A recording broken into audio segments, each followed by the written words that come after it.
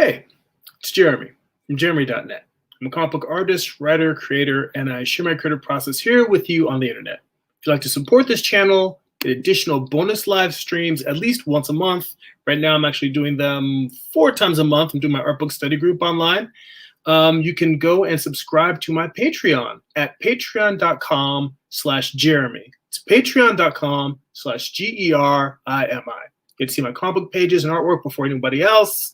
We've got a thriving Discord community with fellow creatives where we talk about process, share our artwork, and again, you can see everything that I'm making as I'm making it behind the scenes. If you'd like to get the best of my social media posts sent straight to your email inbox and having to follow me on all the social medias and all the platforms, you can go to newsletter.jeremy.net. You'll get my monthly newsletter where you get the best of my social media posts delivered right to your inbox.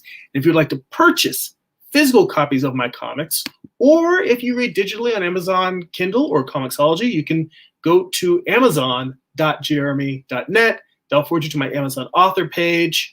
And speaking of which, you can get the first graphic novel that I published. Let me switch cameras here. There's Eye of the Gods, is a psychological thriller about a man he is cursed with visions he cannot control. He can look through other people's eyes, see what they're seeing, but can't control when or where. Witnesses a murder, only to find it's being reported in the news as a death by natural causes. It's a self-contained graphic novel, 140-odd pages, black and white. And then you can also get volume 1 of my comic book Morningstar, which tells the story of Lucifer's fall from heaven as a Western. It is an 8-issue series. This book contains issues 1 through 4, and it also contains a sketchbook in the back, which has some additional back matter, bonus features, early concept sketches, thumbnails for characters, layouts, some script excerpts, a little bit of everything. So that is at amazon.jeremy.net, amazon.gerimi.net. So I am doing something a little bit different from my my normal live stream schedule. Normally I live stream every other Sunday, but tonight I want to do something a little bit special because I showed you that book that has issues 1 through 4 of Morningstar in it. This is the last page of the final issue of Morningstar. It's the last page of issue 8. I was inking it earlier today, and I thought to myself, being that I've been sharing this process for a long time, it just seemed fitting that I should hop on and do a live stream as I finish off this final page. So I decided to get on here and wrap this bad boy up. So, for anybody who is watching later on, I apologize if you missed this, but at least you're going to get to see me visually wrap the project up. If anybody, watching has any questions, feel free to ask, any comments or questions as I go here. But this last splash page here is the conclusion to the series. So I am very, very excited to be reaching this milestone with this series, because it's been what I've been pouring my my passion, my energy into for a decade now.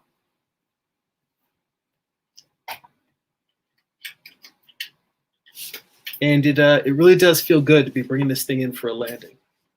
Let's see here. Need to make some small adjustments to the camera. I'm using a slightly different camera setup, and I noticed this camera starts syncing a little bit.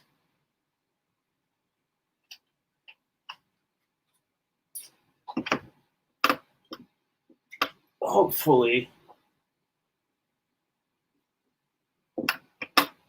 Let me just check here. I've got a little bungee cord trying to keep the camera from dipping here.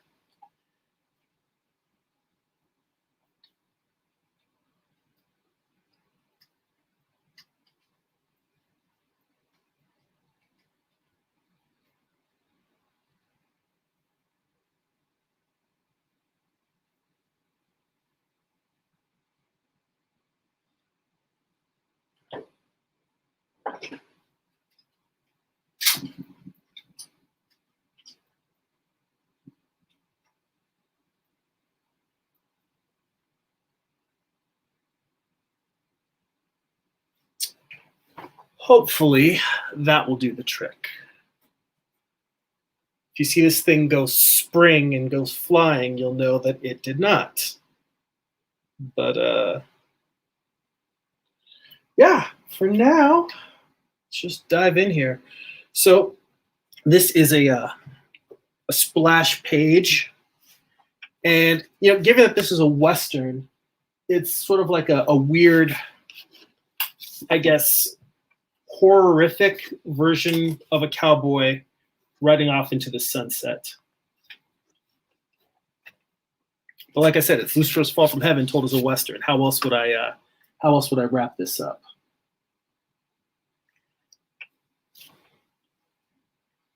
These little subtle details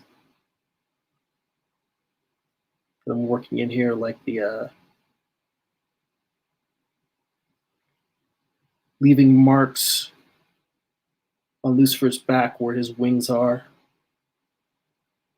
Because for the most part, this shot here is going to be him in silhouette.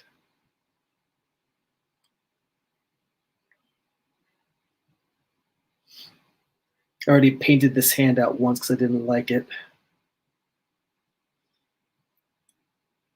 Main thing is I just want to get it at an angle where I'm pleased with the pose and the shape of it, the silhouette of it.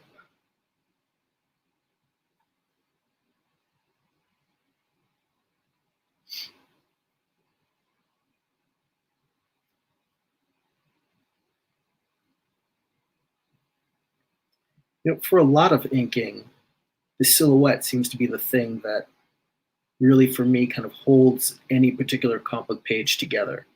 If I can get a strong silhouette that I'm happy with, then that tends to do the trick for me.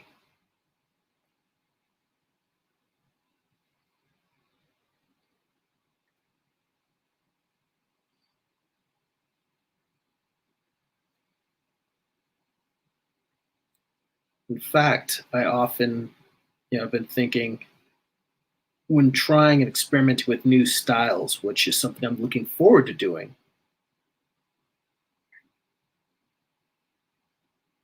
I'm wondering how much I can get away with telling a lot of the story and a lot of the visuals in silhouette and just leaving only the barest amount of details, the faces, the hands, the essentials.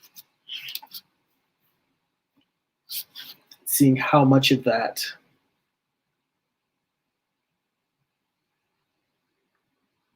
I can get away with just blacking out and only putting in a minimal detail. Both as a time saver, but also I feel like the more ink there is on a given page, the bolder it seems to feel. That doesn't mean that there's no place for a page that's flooded with light. There's definitely, a time and a place for that.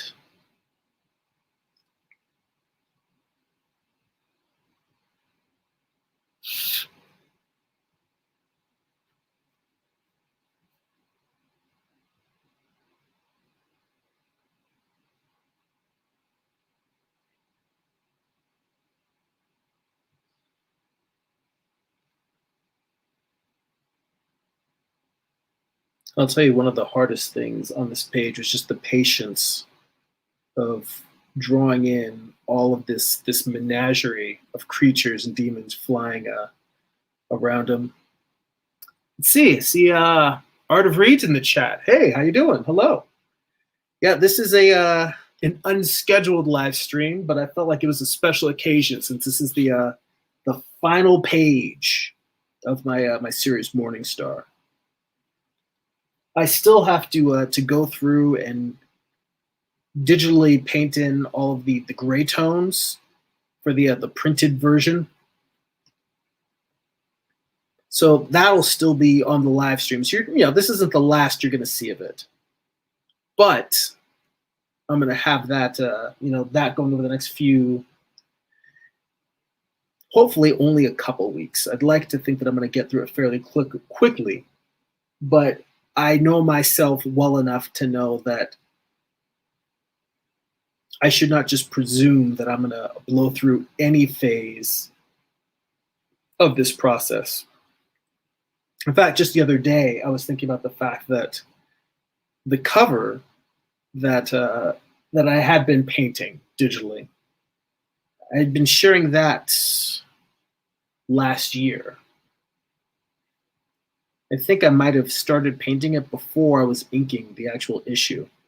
I'm not positive, but point is that it wasn't done. I wasn't 100% happy with it, and I paused.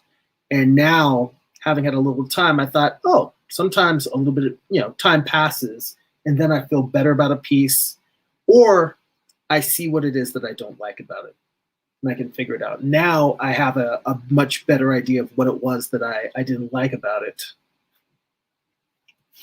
So along with doing the gray tones for the rest of it, I also have to come back and recolor the cover, which shouldn't be a long project, but I think it's like anything that you do regularly, you get better at. And unfortunately, I don't spend as much time working in color. So it does seem like every time I sit down to do a color piece, it's a lot of thumbnails, a lot of reworking. It feels like starting from scratch each time. But that's also one of the things that I'm looking forward to once Morningstar is done, doing some color experiments on a regular basis. See, Mighty Geek Studios in the chat. He said, burning the midnight oil, my friend. Yes, yes. Thank you for stopping by.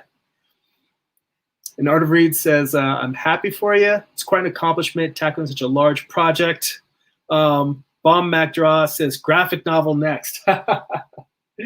Yeah, well, I mean, yes, it's definitely going to be a graphic novel. I'm going to put the trade together, but I'm going to publish in issue 8 the way that I've been publishing the previous issues, only because I don't want to cheat people who have been buying it in single issues out of getting it in the format if that's the format they want it in.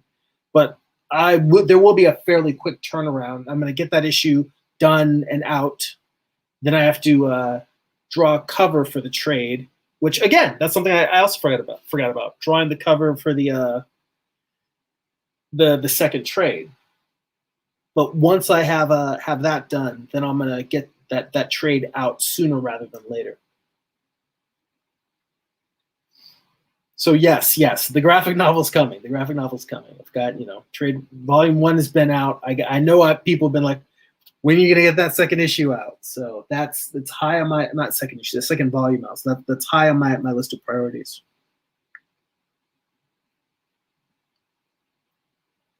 And actually, I think once I get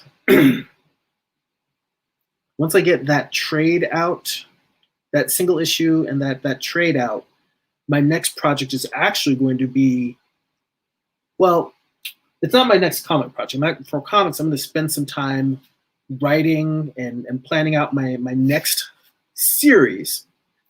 But I've been thinking for a while now, and I'm starting to take the first steps in terms of dipping my toe into Kickstarter. And because there's a lot of people who discovered Morningstar through my YouTube channel, and they've only maybe read volume, the printed volume 1 or the digital collection. They maybe never read those original issues. And what I'm thinking about doing is going to Kickstarter and running a campaign for a version of each issue where I'm going to call it a process edition. That's my working title. But what I want to do is take all the thumbnails and the layouts and the script and put together like an art book for each issue. So it'll have the completed issue, that's 24 pages, but I draw at least 20 or 30 pages of thumbnails for each issue that I do anyway. So I'm going to put in those thumbnails. I'll have to decide whether we want to have layouts or not, or maybe it might be something where I'll do it, Kickstarter style, where I'll list, tier. First, I'll figure out through some polls what are the bonus features that people want in a version that's showing all access. Because the way I envision it, it's everything that went into making that single issue. As much as you guys see me, week in, week out, month in, month out, that I've been creating this comic, you guys have also seen, that I draw tons of thumbnails, tons of layouts. And what I'm thinking about is just putting a book together that has all of the different stages of creating each issue. So I'd publish that for issue 1. And if it does well, then look at doing it for issue 2, issue 3, issue 4, and do the whole series that way. And then maybe by the end, maybe do a hardcover, nice, like slipcased, Morningstar edition that has just one big honking volume that has all of that back matter. So we'll see. But yes, Balmac Draw says, like those artist editions. He said they're definitely, Mighty Geek Studios says they're definitely interested in the pencil work. So yeah, it'll be really nice to share all of that. I mean, that's the kind of stuff I tend to think of it in terms of making the types of, I've always said that Morningstar is the comic that I want to read. I make this works that I want to see, that I'm interested in reading, and telling the stories that I would want to pick up myself.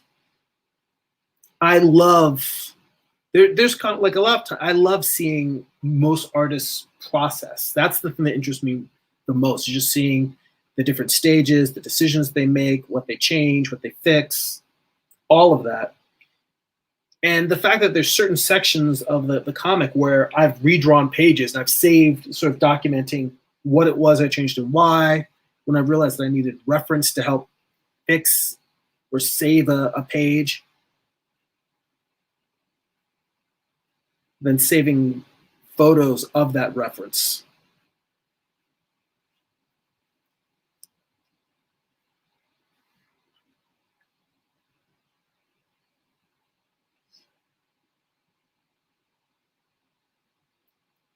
So yeah, I guess I'm looking at making my own artist editions, which I guess is one of the reasons why I haven't been selling my original pages. I think that someday I will, but I kind of want to wait until after Morningstar has been out for a while.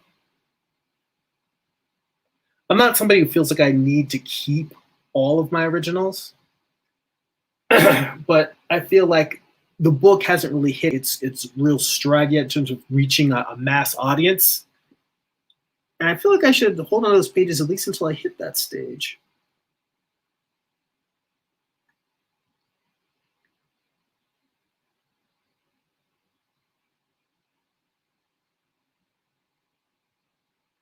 And all these tiny little angels and demons crowding around here.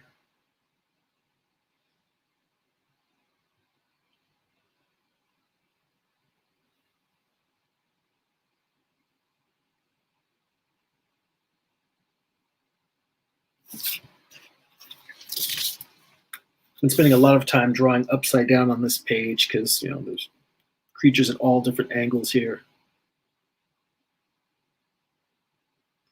And I'm gonna change this up.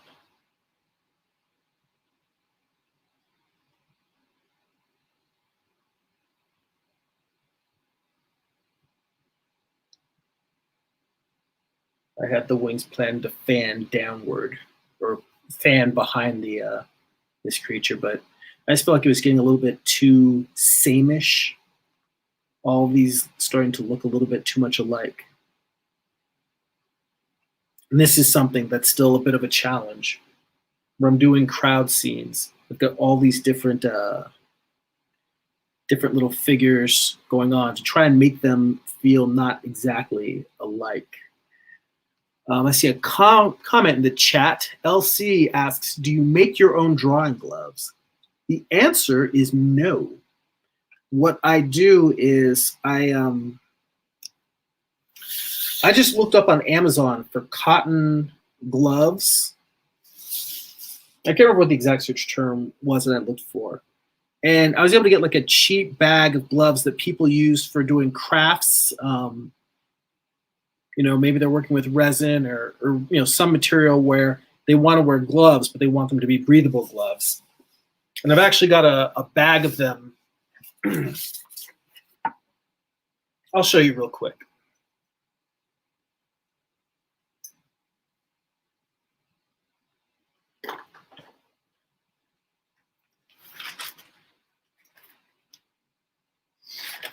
Yeah, this is just a bag of cotton gloves that I ordered on Amazon. And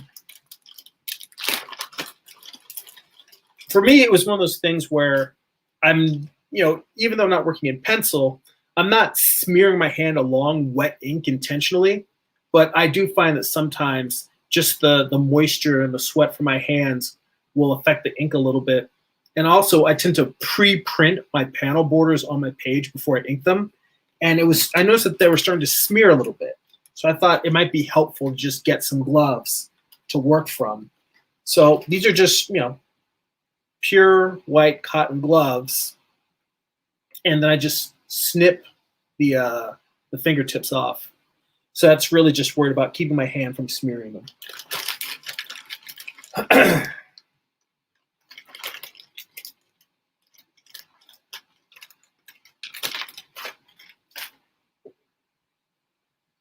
So, let's see here.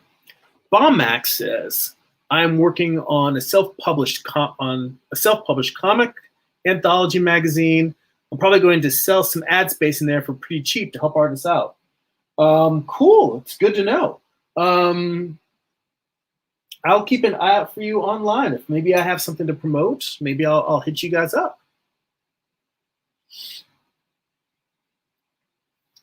LC says, thanks. I was looking into getting some for my digital tablet. Then I realized people use them for traditional. I was like, wow, that's smart as hell.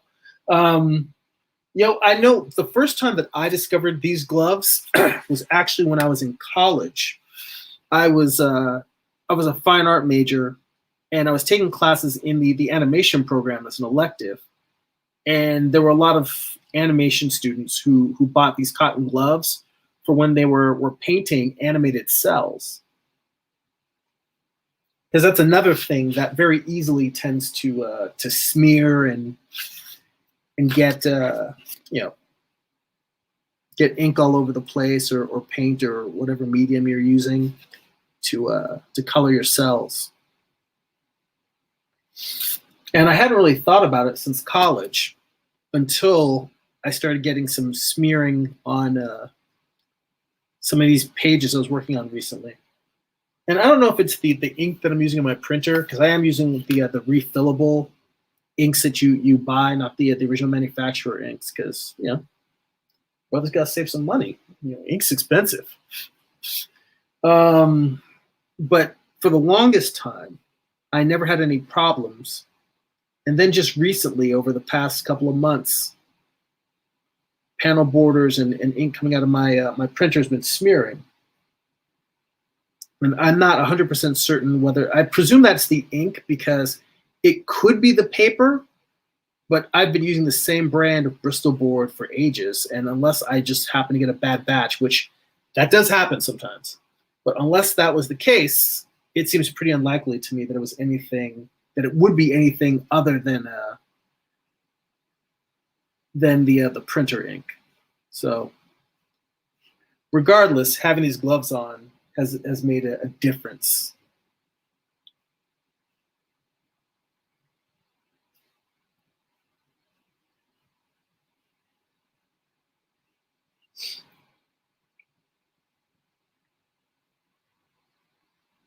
So LC says he's gonna have to see. I'm gonna have to do the same thing here.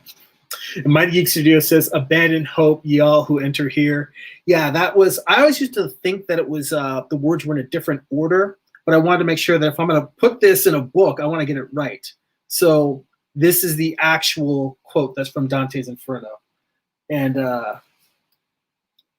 Lucifer ends up writing that on a board that he rips out of the ground from a wagon, or some of the wreckage that fell along with him and the rest of his band of fallen angels.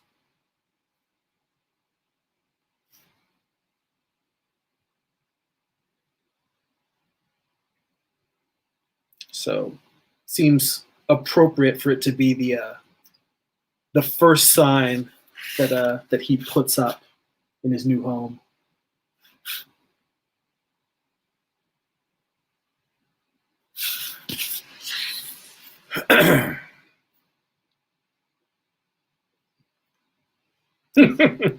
Elsie says, yeah, that's a sketchy sign. I would pop smoke and egress.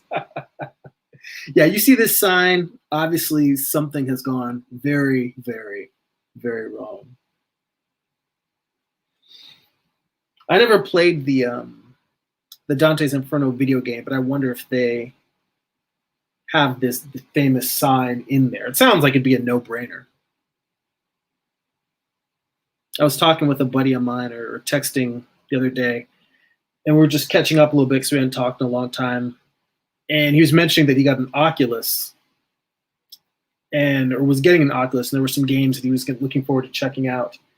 But for me, I have just not kept a console in the house for years because I honestly, I have friends that tell me that they appreciate my discipline and dedication.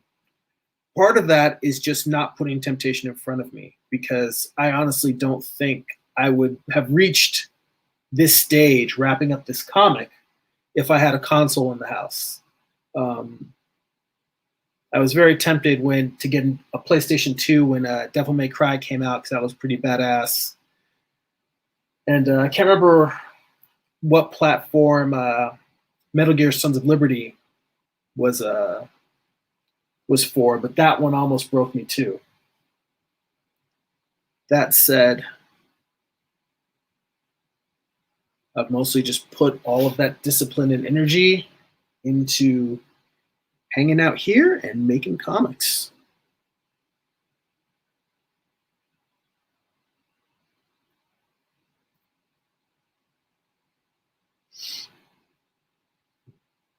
Yeah, LC says that'd be a tough one, talking about the gloves and animation. Says can't waste time cell animating. That's so time sensitive as it is. It's weird because at the time that I was in school, it was before, way before Toon Boom and all the other animation software that's out now. In fact, it was before really Flash even. I'm sure if there was a program called Future Splash, it would eventually become Flash. But I remember I worked in a design studio my senior year in college. And at that design studio, it was when before Adobe had even purchased Flash, which it's so weird because when I saw that Adobe is completely ending support, I think last year they finally terminated support for Flash.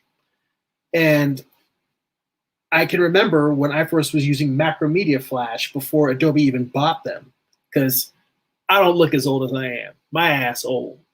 So I was around in the before Flash days. So yeah, animating was old school. Although at the time, I was also using After Effects. So, and that, has just continued to update and hold the test of time. So not everything goes by the wayside.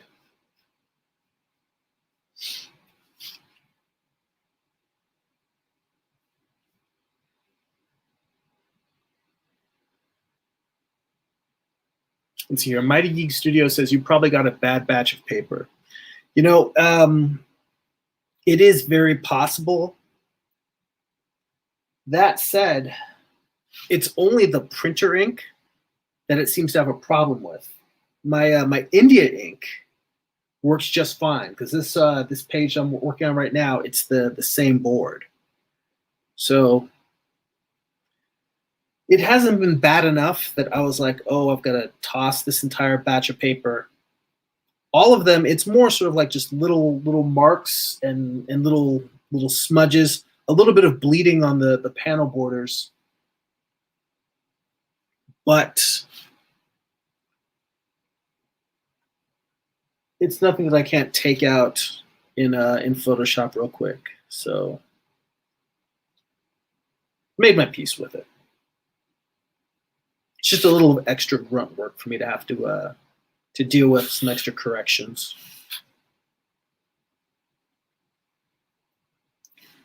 So I'll tell you, this is an 8-issue series, and it took me 10 years to finish it.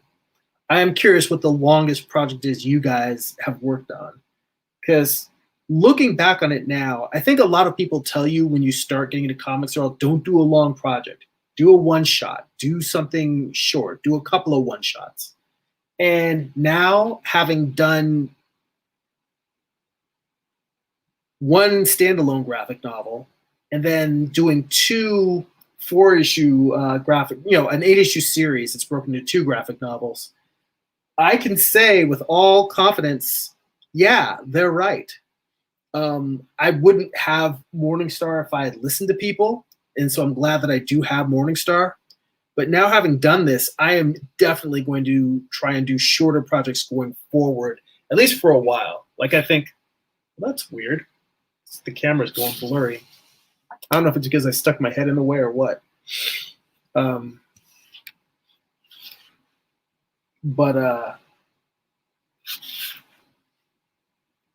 Yeah, I think going forward, what I'm going to try and do is treat each idea I have for a comic. Even Morningstar, I did intend to keep it short. I intended to make it a 4-issue series, which was going to be about the same length as my first standalone graphic novel. But the story just kept expanding and expanding. And in order to get it to tell all the things I wanted to tell and give all the characters their due, it just ended up growing into 8 issues. And a giant size 40-page issue for the final one at that. But I think going forward, when I do more comics, I'm going to treat each issue kind of like a pilot of a TV series. Like, I'm going to try and make it a done-in-one 48-page novella. And if people really respond to it, then I'll do more. If people just read it and it sells okay, then I'm like, all right, it wasn't a waste of time. I'm glad I did it. And if people just, run from it, then I'll say, all right, well, I'm not going to do anything in that genre again, or I'm going to have to think long and hard about any projects that are similar in the future.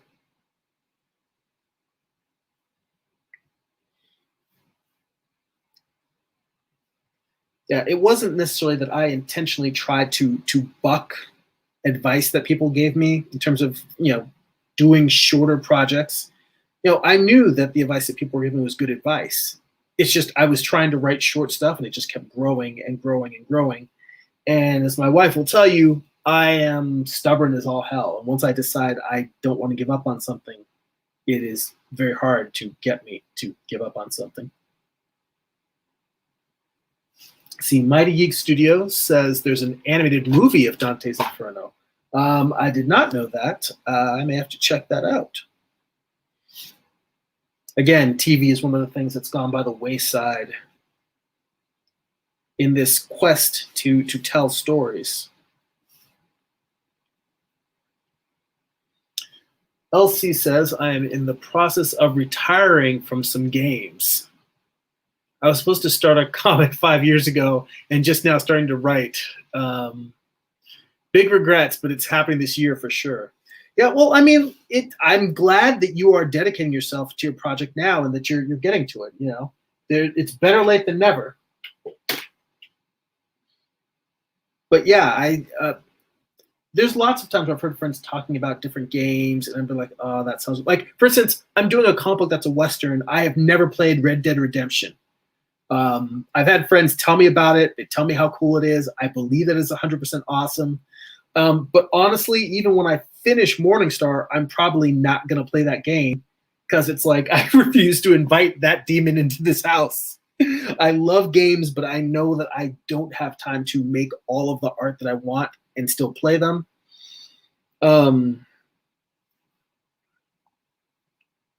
I mean, some artists do it. Some people are able to, go do their day job,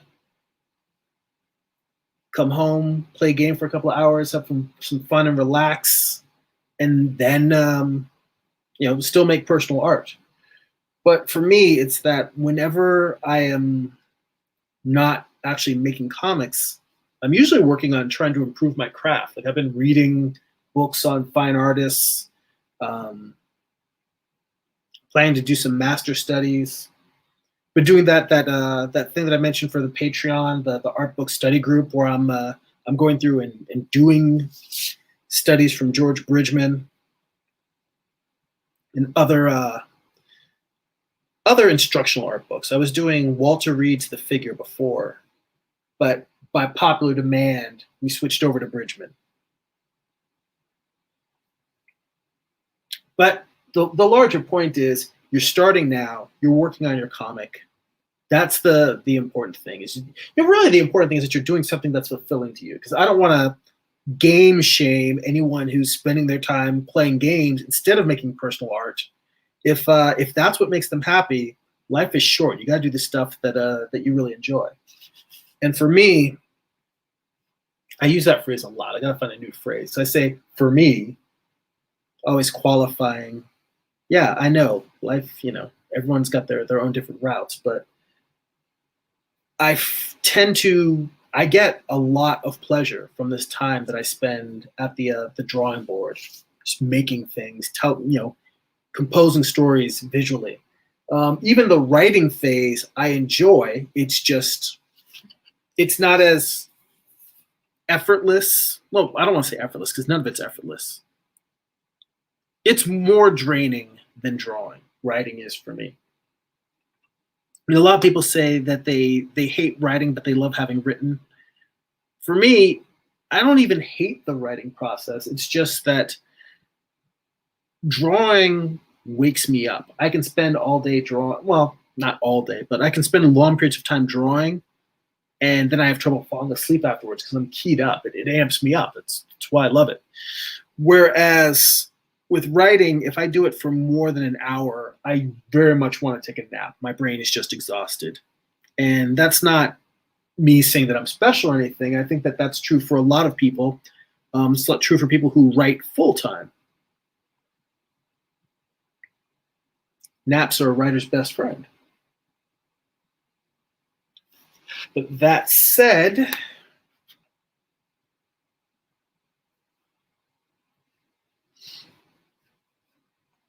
it is important to do the things that you find gratifying in this world.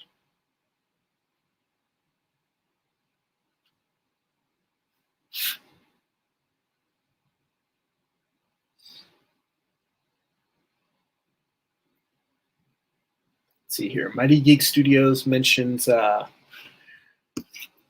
yes, drawing animation cells is very tedious work.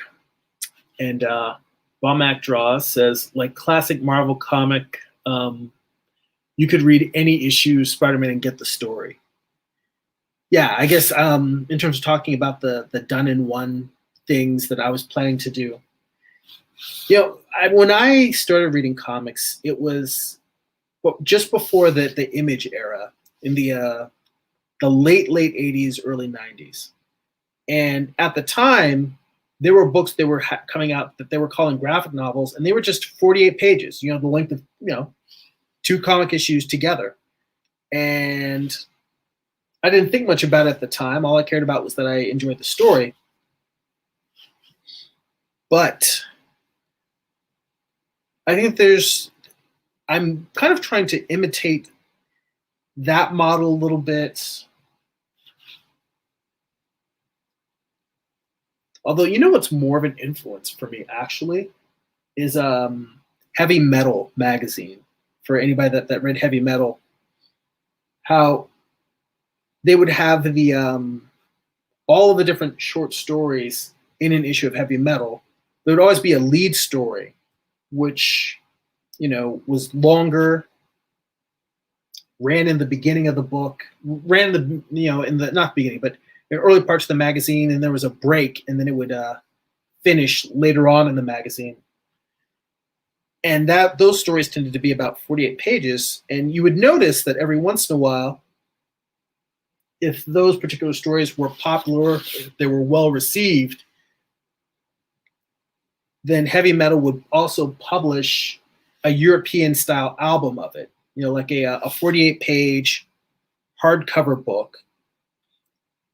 Like if you look at like the French BD, the bande dessinées, they tend to have the French and the Franco-Belgian comics. Yes, they have a much wider variety similar to manga, but their formatting tends to be, these 48 page, maybe 60 page hardcovers. And I think that is closer to a format that I'm interested in going for.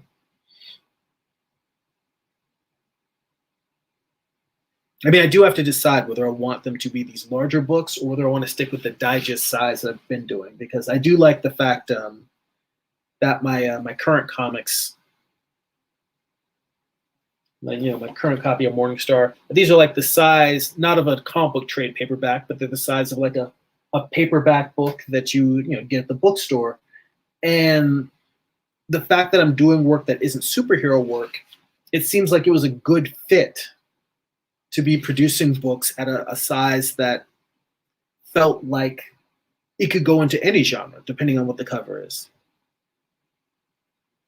Making books that don't necessarily look like comics made them, at least when I was selling at conventions, it made them, to me, it seemed like I got a better response from people who were not comic readers, but they were just there at conventions with their kids or their friends, or, someone's there with their boyfriend or their girlfriend, and they happen to see this and like, oh, well, I may not be into comics, but, this book is a thriller and that looks interesting, or this book is a Western and it's got this cool supernatural thing to it. And they just, if it appealed to them, they'd be more, it seemed to me that they were more likely to give it a shot if it specifically didn't look and feel like capes and tights. And that is not to throw shade on superhero work, because I love superheroes.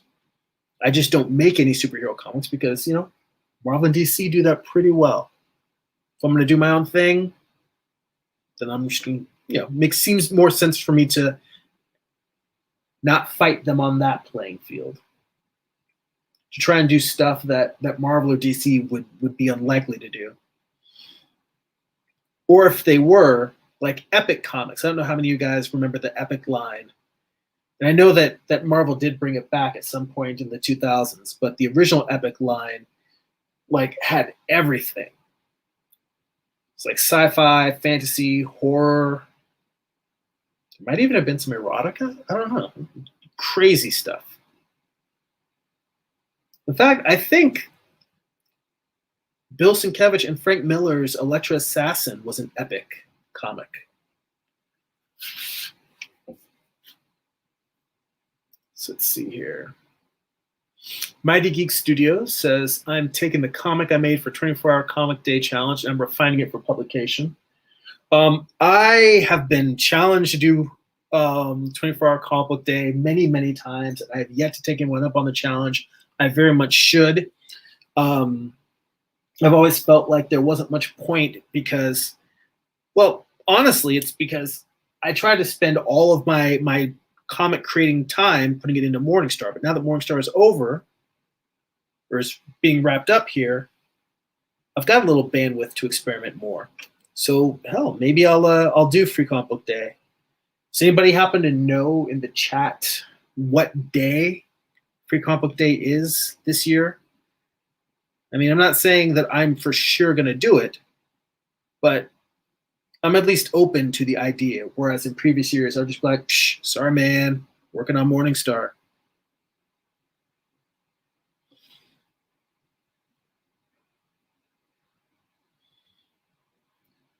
See, LC says, I think we're back to talking about games. He said, nah, man, it's an addiction and a distraction for me. It needs to take a back seat. It served its purpose for long enough. Yeah, when I decided that I was going to finish my first graphic novel, that book that I showed at the start of the live stream, Eye of the Gods, I left my PlayStation 1, my original PlayStation, at my parents' house. And I told myself, this is how long ago it was.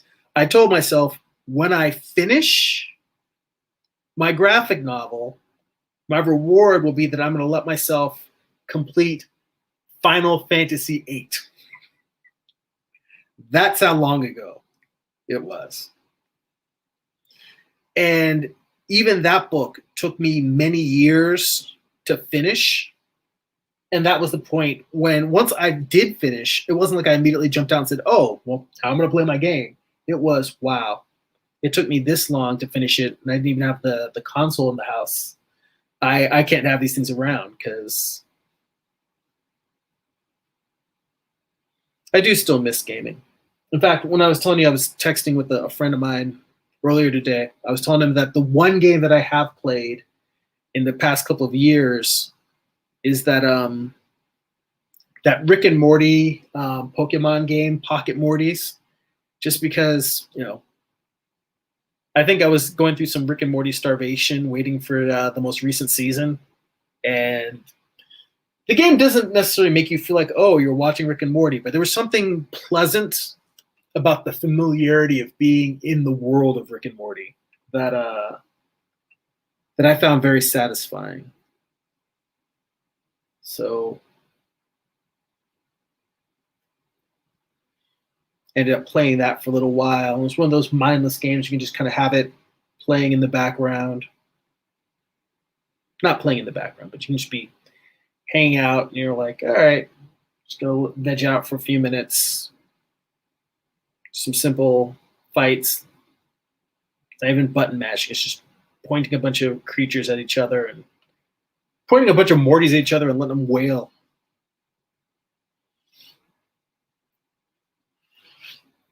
Let's see.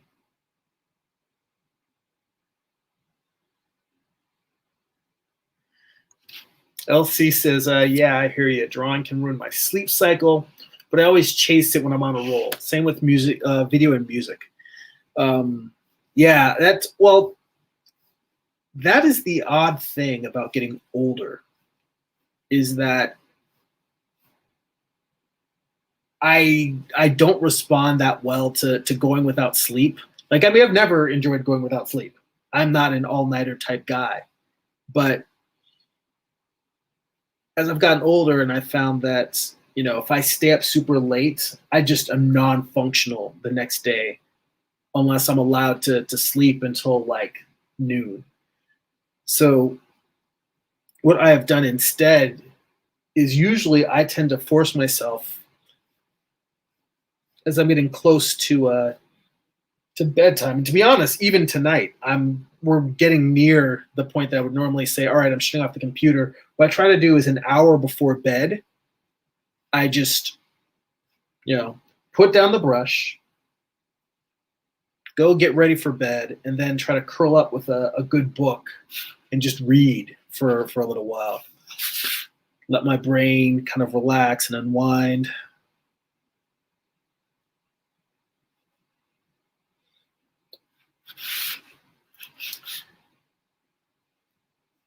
And that's sort of been my routine over the past few years, is just to give myself a chance to let my brain really relax. And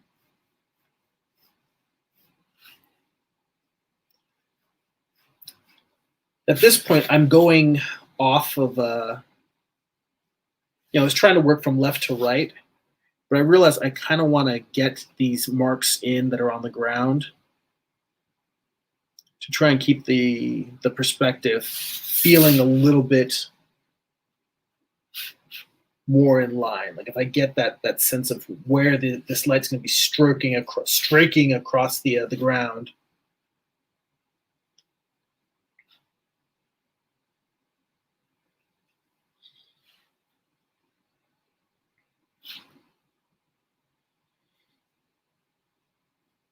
I haven't fully inked in I'm not going to ink in all of the area kind of surrounding the figures. I kind of want to leave a little bit of halo of light around them, even though they're ringed by this this menagerie of monsters and demons that are hovering over them or following them. But I realize if I have them press all the way in on the figures, it'll just get to the point where you can't tell what's going on, and that's the danger when you're doing pages like this. It's just filling every single square inch. I am going to fill a lot of this bottom area that I'm inking right now with black, but it's not going to be single black. It's going to be more of this, just rocks and debris and cracked earth.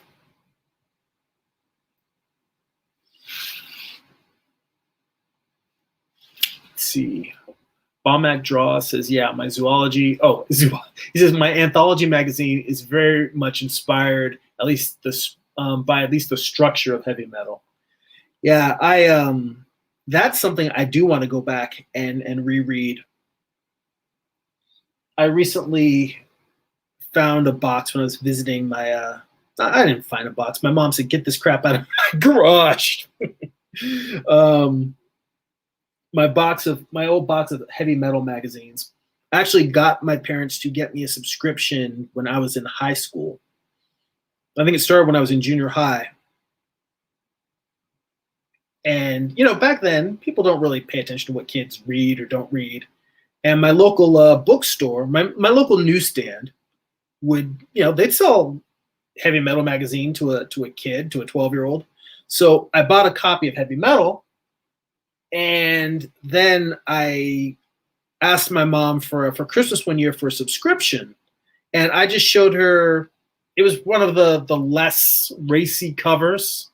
And I just showed her, yeah, it's a comic book magazine. And I just showed her maybe a couple of the interior pages that didn't look that graphic. And she was like, oh, yeah, sure, that's fine. My parents are not particularly strict in the first place, but they did not know what that magazine contained. So that's how I got a collection through the end of middle school, most of high school, of a multi-year run of heavy metal magazine.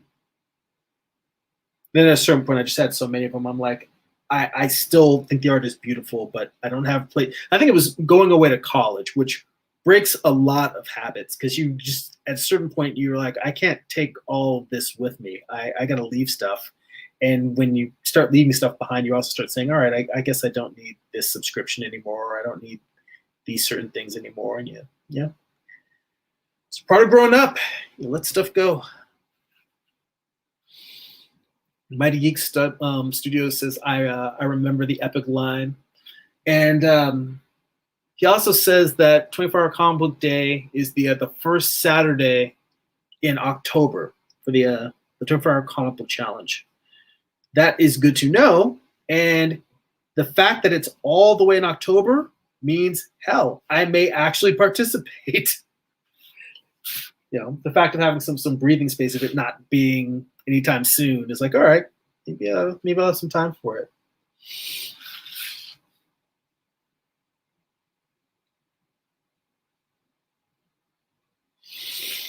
Elsie, I guess in reference to Final Fantasy VIII, talking about me putting down the game, and he says, that was a while ago. He said, damn, that was a while ago. Yes, yeah, long ago, galaxy far away. Mighty Geek Studios says the epic line became the max line. I was not aware of that. Thanks for the info. I have some Max comics. I had some Punisher issues, and believe it or not, I had some Deadpool Max, and I really loved that series because it was written by Stray Bullets creator David Lapham, and it was drawn by one of my all-time favorites, Kyle Baker. And that, it's not that I hate on Deadpool. I think the Deadpool is cool. I love the Deadpool movie. I didn't read a ton of the Deadpool comics in the late 90s, early 2000s. I was heading in that sort of emo Vertigo comics direction. That's more of the stuff I was reading. But that Deadpool Max series was so funny and so over the top violent. It was like a Tarantino film. So you know what? I realize I am biting Rob Liefeld's own words because he has a podcast called Rob Observations, and I listened to that podcast, and that was one of the things that he actually. I think maybe that's why I said it, is because it burrowed its way into the back of my brain. But that was, I think, one of the descriptions that Liefeld said when they first read the early scripts for the Deadpool movie. And that they said, yeah, it felt exactly like a Tarantino film, which is what they wanted. It was just crazy and funny and nuts. So, or maybe that's how people reacted when they went to the first screenings. But regardless,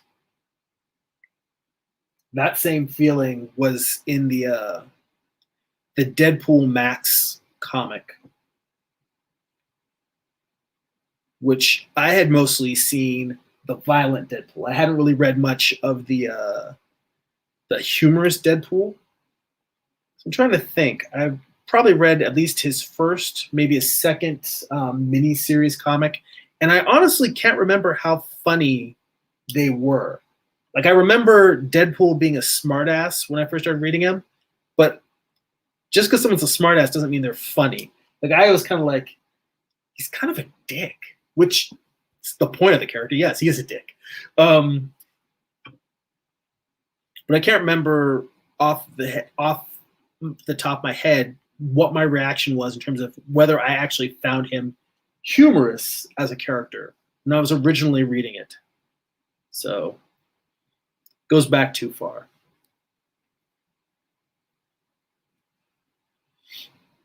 LC says the South Park game has the same effect. I love it.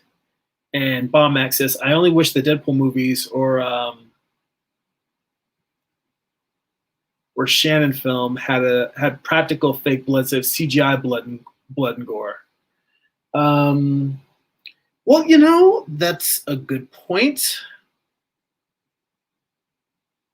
I think that some people are very, very critical about the practical effects versus CG effects. And I do think that blood is one of those where bad CG blood is really cheesy. I felt like the CG blood in this, if you had pointed it out to me, because I do now, thinking back, I can see, yes, a lot of it was CG. But if you didn't point it out to me, I probably wouldn't have noticed. And if I don't notice, I feel like, it might be blasphemy to the visual effects nerds that are super into it. And when I say nerd, I mean it with love and affection. Like, it's something you're nerding out about, not in a disparaging way. But I think for those of us that are just moviegoers, and yes, being a storyteller, I should have a critical eye towards things. But I think for people that are just the general population seeing a movie, I thought it was fine. So yeah, I mean, I could tell that it was fake blood. I could tell it was CG blood. Didn't really bother me. But that is not to mean that you should not be critical of it, because we all have our own aesthetics, things that we react to, the things that we say, oh, this is horrible, and this is awesome.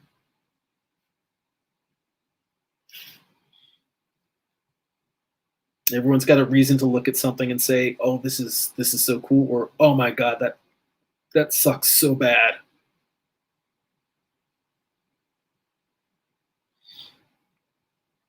Generally speaking, I try not to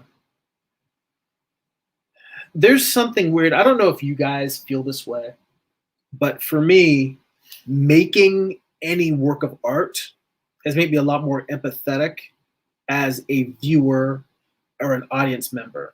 Like, even when it comes to listening to music, listening to music, watching films, watching TV, if I see something and I don't enjoy it, I wonder, well, what went wrong in the process? I don't just immediately think, oh, these people suck. Um, just making anything is so hard. Um, Talking to people that are filmmakers, listening to interviews with filmmakers, making films are hard. Writing novels are hard. Making video games is hard. Making toys. I'm in the toy industry in my day job. Making toys is hard. Making comics, even this, painting rocks, it doesn't seem like it's very hard, but it's hard to keep the focus and try to remember to find that right balance of detail in this last page here. There's all sorts of things that's like everything that's creative is hard to some degree or another. And because of that, I'm more empathetic. And I'm just less likely to crap on something. Something has to be really bad for me to just turn my nose up at it.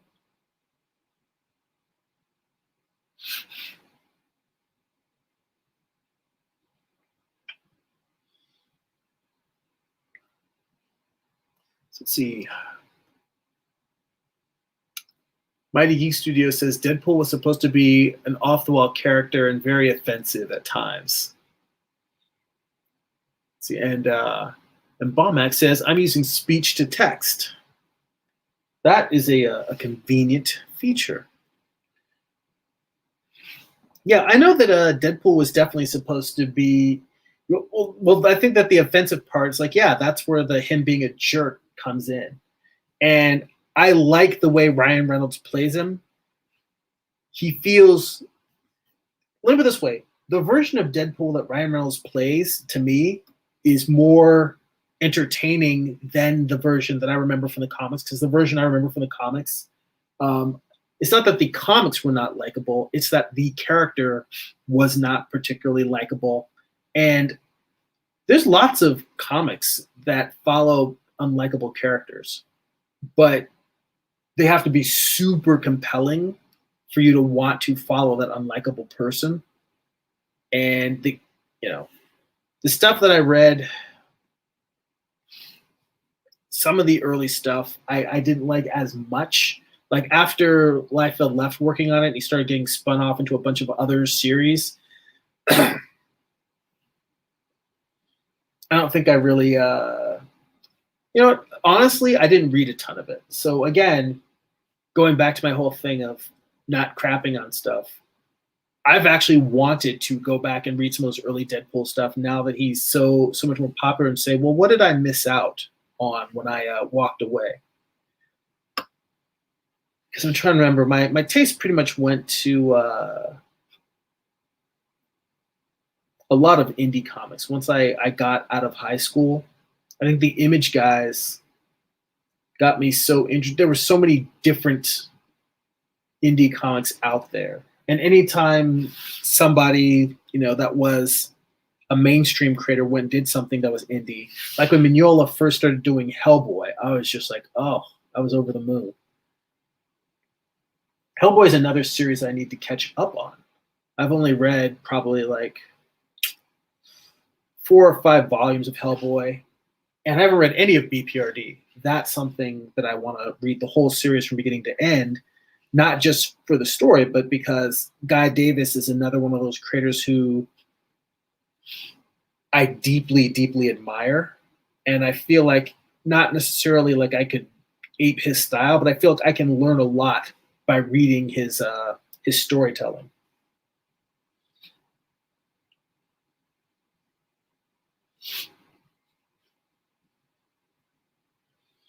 Mighty Geek Studio says, you're doing what all artists do. Think critically about the process and not the end result. Well, I mean, I know other artists who are, they're creatives, but they will still look at the end result and they're just like, either it's good or it sucks. And that at the end, that's all that matters.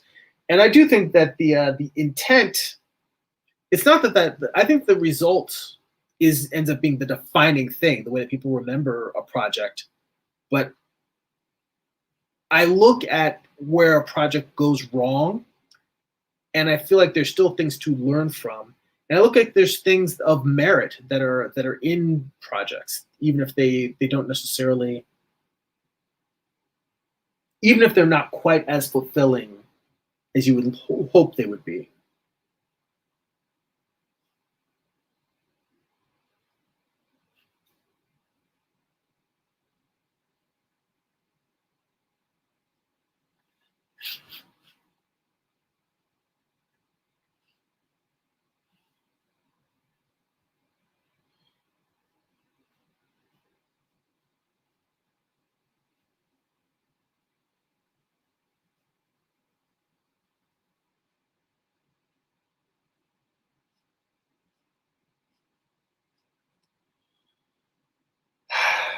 Yes, it's almost done.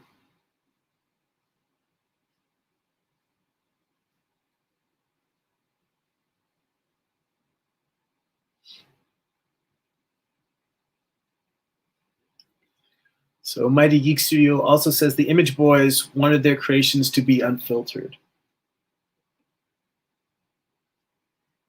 Yeah, I mean, I remember when Image first started, I read pretty much all of the series, and then one by one, I just was not able to keep up with everything. I mean, I think that period that they went through when a bunch of books were shipping late.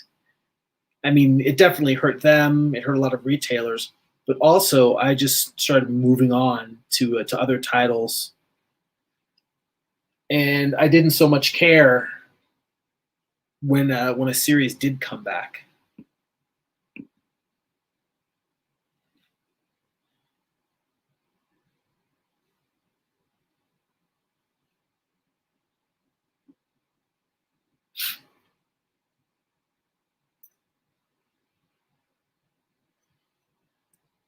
I'm going to switch to a larger brush here to paint in this rock, because this rock in the foreground is going to be mostly black, and it's going to help me define how much detail I'm going to put in the rest of this.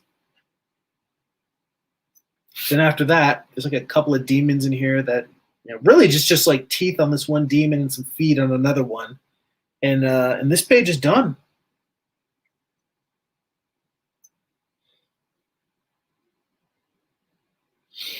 Byron D's in the chat. He says, "Yeah, that's fair."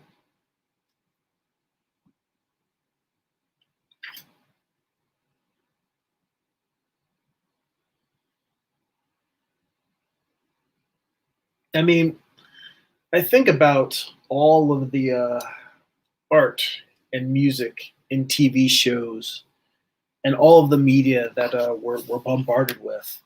And I can't help but think even the worst sounding premise, the worst idea that's out there, with the exception of the producers, no one sets out to make a crappy piece of art.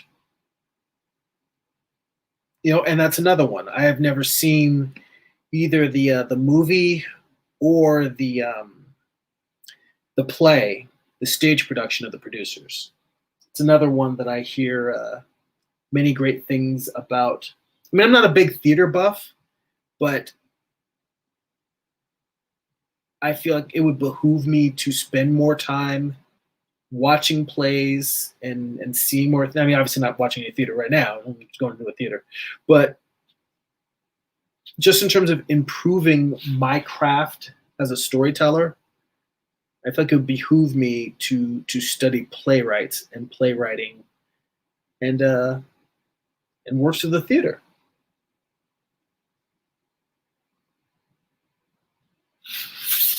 Let's turn this way and try and get a little angle on this. What I'm trying to get is not full on dry brush, but trying to make a black that's not 100%, but to leave little strokes and marks inside of it.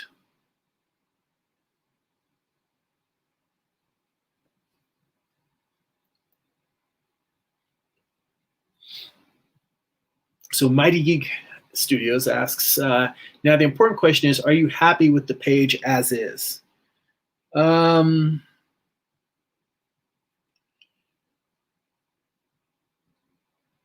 think that I'm close to happy. And the things that I'm dissatisfied with are the places where I'm just noodling instead of being specific. But that's one of the reasons why I'm filling in this large area of black, is because having that in there will help give me a little bit more contrast and look at how much is left and what amount of detail I think should be in there.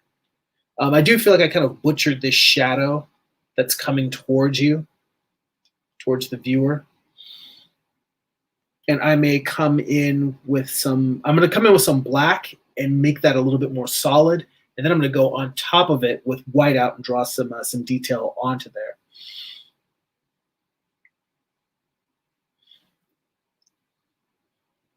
Yeah, a lot of times, happiness is a slippery slope for me personally, because I am rarely pleased with anything. But that's because when I'm looking at it, what I see is the picture in my head that I'm attempting to draw. And the picture I'm attempting to draw in my head is amazing, but what I'm getting out on the paper doesn't look like that. And to a certain degree, the real challenge, I think I've said this before, but the comedian Aisha Tyler, she does the voice of Lana on Archer. She used to have a podcast, and she talked to a lot of comedians, a lot of creative people, and she said that the challenging thing for comedians is to get out of the way of the comedian that you're trying to be, is to stop being the comedian you're trying to be, to get out of the way of the comedian that you really are. And I feel that both the career of an artist in general and with each individual piece that you make, that there's the painting I'm trying to make, the comic page that I'm trying to make, and then there's the comic page that really is. And to one degree, I keep trying to shape the page to be the thing I'm pursuing. But if I can relax and open myself to it, I can maybe develop this into something that doesn't look like what I originally planned, but can be a compelling piece of art, and let the comic page become what it wants to be. And it's a really, really hard line to walk, because to one degree, the page not coming out the way you want can just be, oh, you just did a bad job and your draftsmanship sucks, and you got to work on refining that and improving it. And I've got pages where I've gone back, and I think I showed one in a recent live stream where I went back and just I looked at the page maybe a month after I finished, not a month, but maybe a couple of weeks after I finished it. I'm just like, nope, this isn't right. I got to redo it. And I went and I pulled out some reference, and I did some notes on the lighting that I wanted, and I knocked it into shape. And by the time I was done, I was very, very happy with the piece. And this wasn't one of those cases, like, both my wife and many of my artistic friends say that I am too hard on myself, and I should just, my propensity for redrawing things and changing them and revising them, they'll tell me, you really don't need to do as much of that as you do. The page that I went back and I fixed, it genuinely is a better page.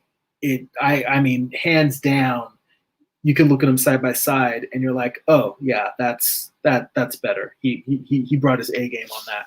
And I don't know why my A game wasn't there in the first one, except for the fact that, like so many things, it comes down to reference.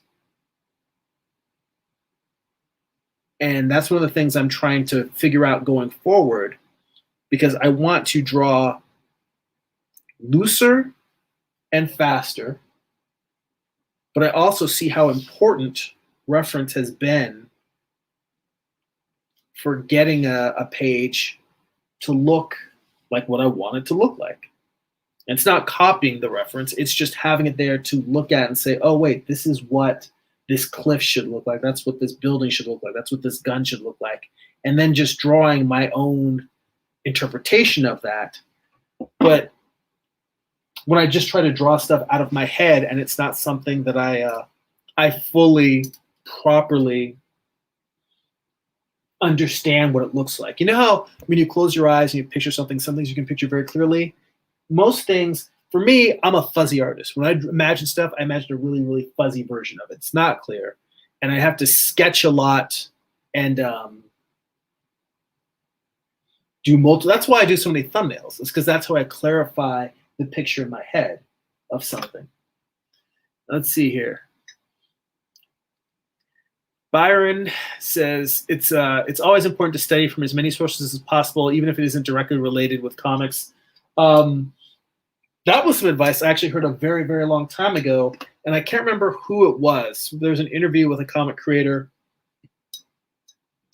an older comic creator. It wasn't necessarily Gil Kane, but it was somebody of like who did a lot of work in the 70s.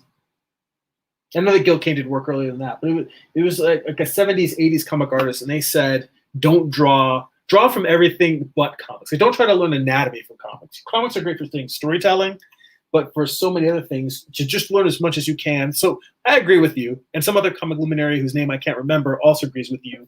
Learn as much as you can from fields outside of comics, and then try to bring that back and use that to show something that hasn't been seen before. And I see my buddy Zeus Toves, Jesse, is like late to the party. I didn't expect a live stream tonight. Well, this is a special occasion because this is the final page of Morningstar. This is the end. I'm inking the final page. So I thought in celebration of that, I want to get online. I've been sharing so much of this with everybody online, all you guys here for years. I thought I should go online. And I sent out a quick tweet, and I also sent a little message to the gang that's on my Patreon Discord server. But I just figured people can come back later on, and that's what the nice thing about these live streams. The replays are there. People can watch them whenever. But I wanted this ending, at least of this phase, to be here and documented, because I've documented so much. That said, yeah, I'm still also going to be I'm still going to be gray toning this series, so I've got that to do as well before we're all done. But this here, that sounded really weird. I know my voice sounded weird. This here is me wrapping up the inking, the drawing phase. In fact, now that I blacked in this shadow, I may not even come back and draw any white into it.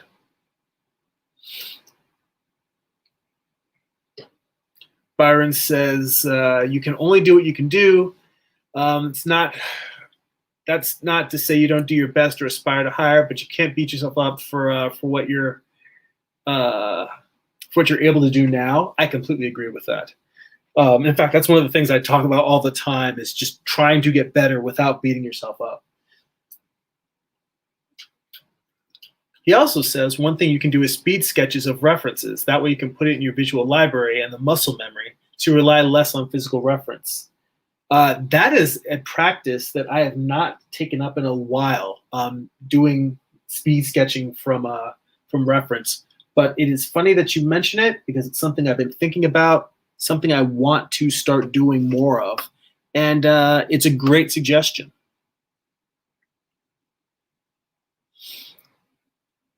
Let's see here. Mighty Geek also says, we can be very rigid with the layout when we should just let the idea. Sometimes we can be very rigid with the layout when we should just let the ideas flow. And yes, I definitely agree with that. And one of the things I'm looking forward to doing is experimenting with a looser, faster style. It's a little bit more punk rock, and just being like, let the page come out however it comes out and not worry so much. That is the challenge, is how do I continue to improve my draftsmanship while also giving myself the leeway to not be such a perfectionist. It's almost like I want to do a set of drawings or have like a separate art study that is actually geared towards just pure improvement of draftsmanship, and then have the comics that I make be just pure artistic expression where I just let stuff go all over the place. And it'll be interesting to see how people respond to that. It'll be interesting to have that kind of personal division in my my process. And who knows? I mean, one of the things I think about, or that I had thought about in the past, was the artist who did Ghost in the Shell, Masamune Shiro. He had in Ghost in the Shell and in Appleseed, he would have sections where he'd have these beautifully rendered watercolor pages, and they would be sort of the opening to each chapter of the book. And after you get past that opening, it's back to black and white manga. And mind you, he is a manga artist who does not look like any other manga artist. He has his own distinct, unique style. But that said, the fact that he would have these painted sections that were lush and beautiful, it made me think that maybe there's room in my process for having a storytelling style where I'm just cranking stuff out, and then a beautiful style where I am trying my best to just make art. I'm looking at that line and I don't like it. I know. See, this is just what we're talking about in terms of being a perfectionist. I look at this line.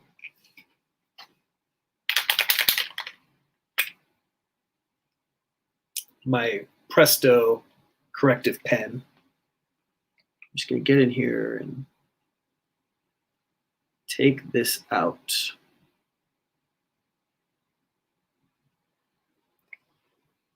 And I'm probably going to come back in there and do a thin line that kind of follows more of the curvature of that calf.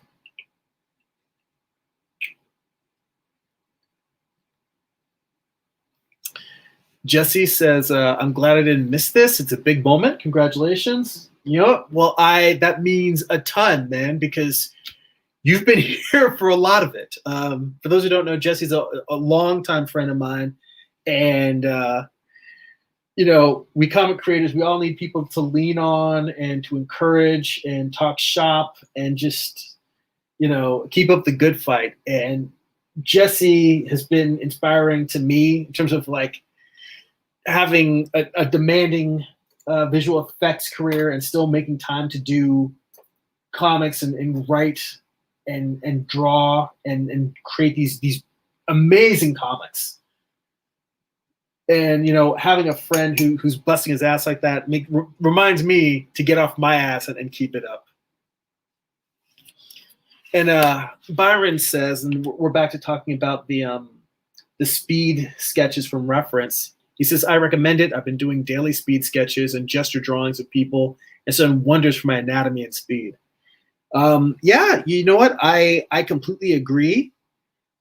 And that is one of the things where I don't spend enough time doing studies.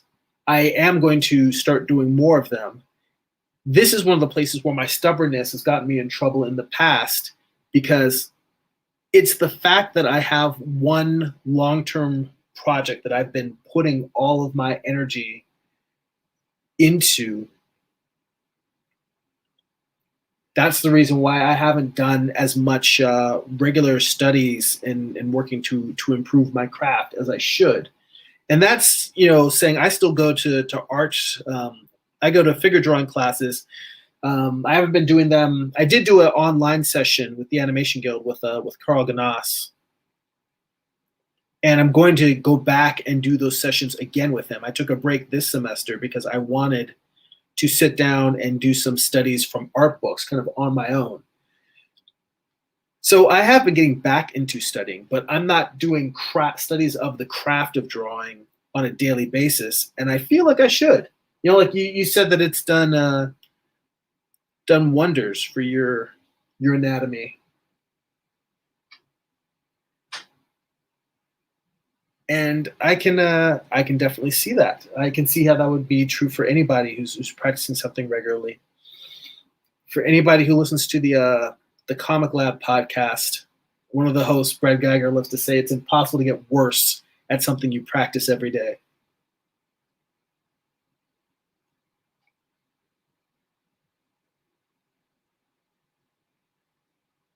Just going through here, and I'm actually blacking out some of the detail I put in, but it's helping to break up some of the areas where there's monotonous detail. It's a little patchy, and going in here and flattening some of that out, just blacking out some of the detail, I think will help the page read better.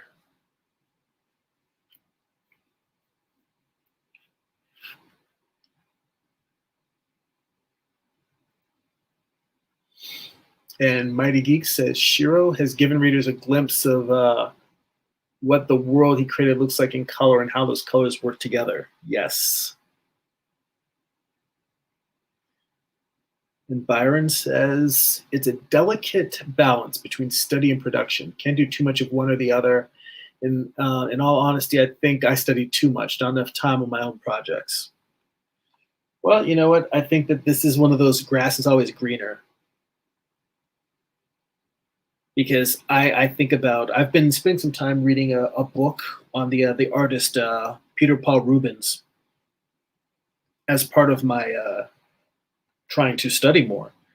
And I look at all of the work that he's done and the apprenticeships that he's had and then the apprentices he's had.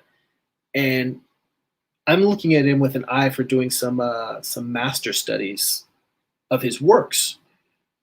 And I'm thinking about how much my undergrad experience was wasted in that if my undergraduate experience had consisted of just figure drawing classes and master studies, how much farther along I would be as a draftsman.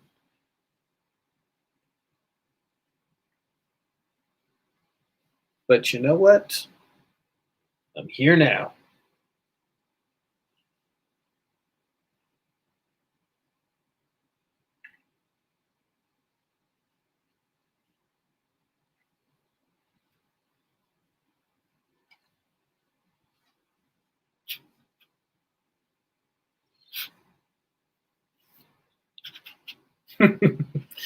Mighty Geek says Bob Ross said it best. There are no mistakes, just happy accidents. Well, that's, I think, what will be really interesting, because what I would like to do is see what happens if, let's get woo-woo here for a second. I am curious what my work will look like if I surrender to the universe and just let whatever comes out of my pen or my tablet or my pencil, whatever device I'm using, and just let whatever comes out, comes out. And that doesn't mean that I won't actively continue to study draftsmanship, but that idea that when I'm studying, but when I'm creating, I'm just making art. I like that idea, and I'm curious to see what happens if I fully embrace that. And I think that in 2021, you guys are going to get to see that journey, because I do have more comics planned, but I don't think I'm going to start publishing them until 2022. And I think that this next year, in the background, I'm going to be writing a lot more, and I'm going to be trying to develop my writing practice of putting in regular daily writing, not just writing when I've finished a project and have to write the next one. I want to just make sure I write every day, 5 days a week, or however my schedule ends up planning out. But that's what I'm thinking for starters.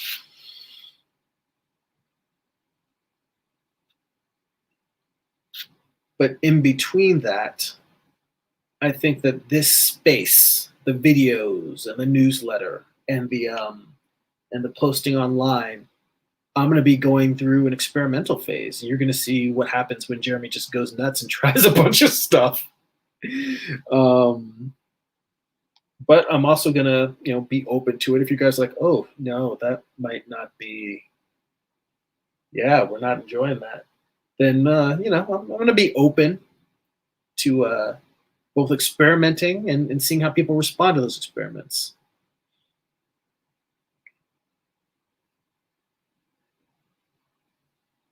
So hopefully it will be an interesting time for all, and an educational time, and maybe even a little inspirational.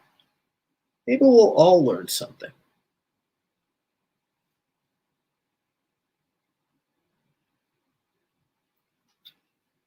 Now, see, this is the point where you really have to say, all right, when do I stop? That's the challenge that I am at now, is I am at that point where I have to very carefully with each line say, is this making the piece better? Is it making it worse? Or is it just doing nothing? Am I just moving deck chairs around? This is that phase of the piece where you have to say, all right, one more line and then I'm done. That's the phase I'm at. It's the hardest phase in making comics. Byron immediately says those phases are always fun. I feel like those phases are walking on a razor blade. Because I honestly have no problem leaving a page. Like, I am an under finisher. I am totally fine leaving a page kind of raw and be like, well, he could have fleshed out a little bit more, but it says everything it needs to. Like, I am so much the guy who will, under most circumstances, err on the side of underdrawing versus overdrawing. Like, I have never been blamed of working a piece to death. I will just get to a point where I'm like, all right, yeah, it's done, and then walk away. The problem is that I'll come back a month later and just redo the whole piece. But on the first pass, I will I'll just stop when I feel like, oh, it's time to stop.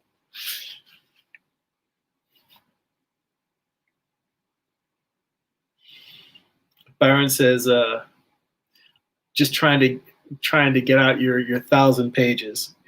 Yeah, I still got and that's the thing. We all hear that story. At least I hope you guys have, where they talk about that group of students that are in a class making pottery, and one group is told they're going to be graded on the quality of their pots, and then one group is going to be graded on the sheer volume of pots that they made.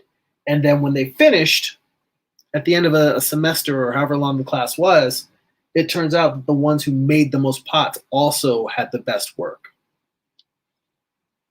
So maybe there's something to be said for just diving in and not caring.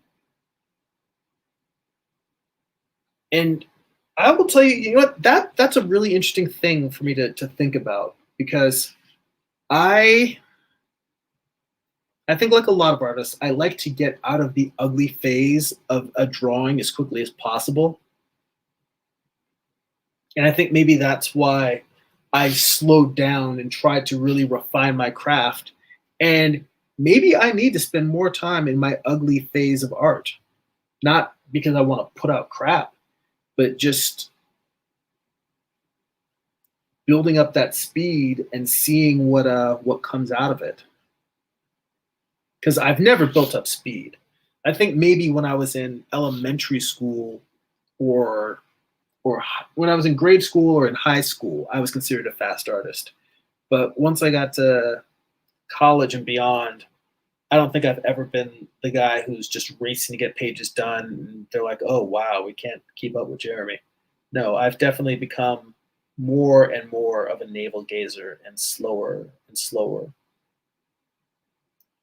And maybe it's time to reverse that trend. Maybe that's what will give me the growth that I seek. And in the end, A lot of people are worried about their legacy and the art they're going to leave behind. Renoir is not here to appreciate how much people love him. Van Gogh would have loved to, I think, to know that he'd be remembered, but it doesn't do him any good now.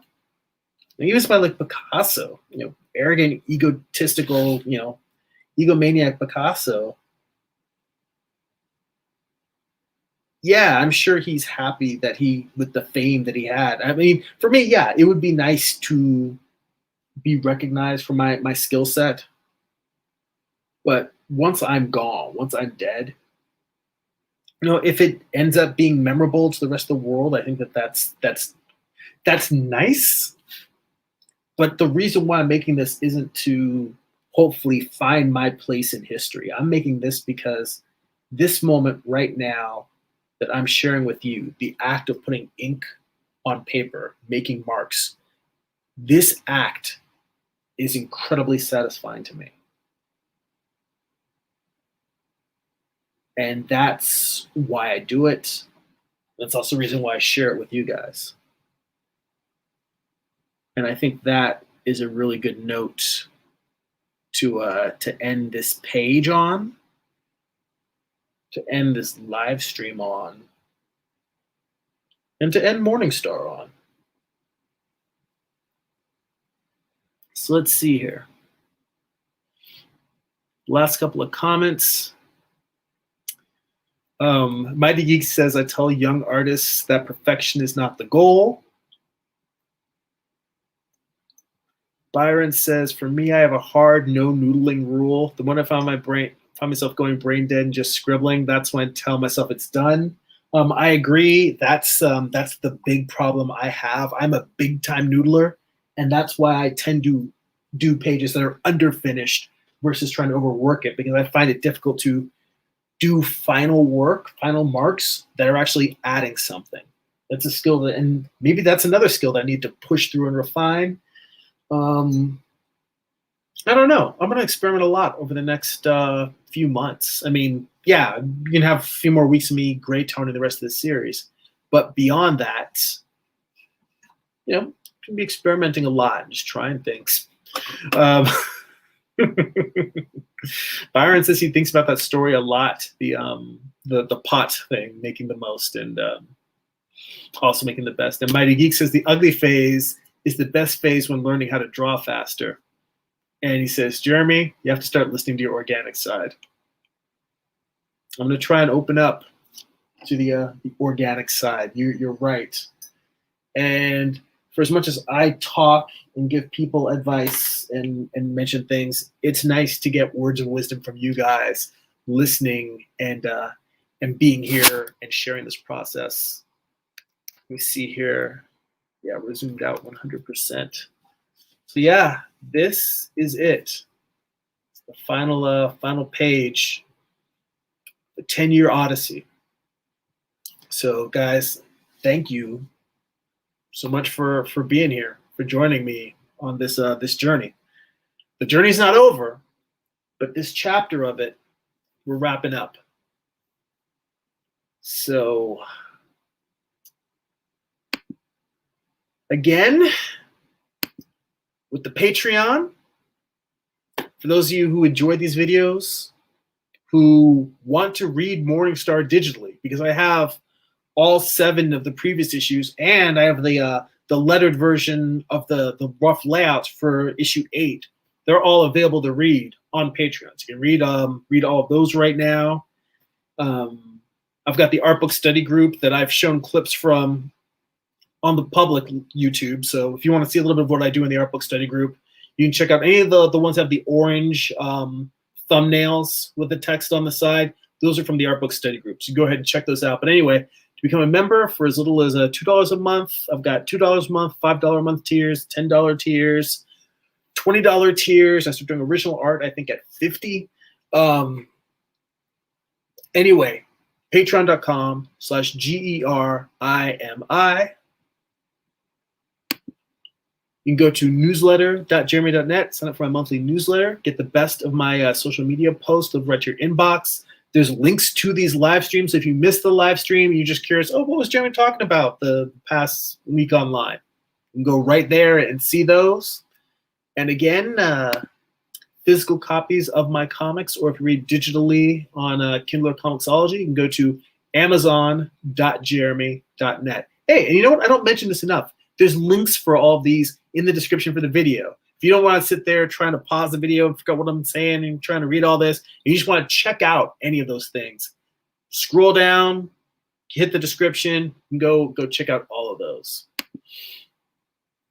So, you know, Byron gave me some applause. I appreciate that. I'm humbled by all of you who have shown up here and shared your creative journeys with me while I'm sharing this process. That really means a lot, because, you know, being at the drawing table can be lonely sometimes. And you guys have kept me company the long, many hours I've been on here. So much so that I do like the time-lapse videos, but I find it so much more pleasurable to just turn on the camera and draw and talk to you guys when you show up. Nighthawk Warrior is here in the chat. He says, wow, nice art. Hope you do more issues in the future. Keep it up. I am going to be doing more comics, but I'm going to be doing a long phase over the next year of experimental, just making art and trying different stuff while I'm writing the next series I'm going to do. But there will be more comics. Comics have not seen the last of me. All right, guys. It's been a long night. It's been a long comic. Thanks so much. That's it for now. Go be creative.